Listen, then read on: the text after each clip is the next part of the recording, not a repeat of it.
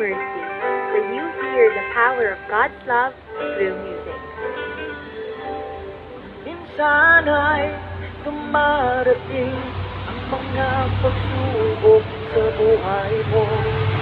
Araw ba nag-aalala ka sa Panginoon?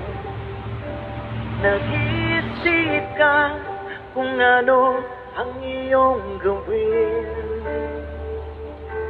ngunit nanatili pa rin sa buhay mo. Huwag mawalan ng pag-asa, kaibigan. Ang mga pagsubok sa'yo'y dumaraan lamang. Asahan mo may handang tutulong sa'yo. Nagdilitibay si Jesucristo.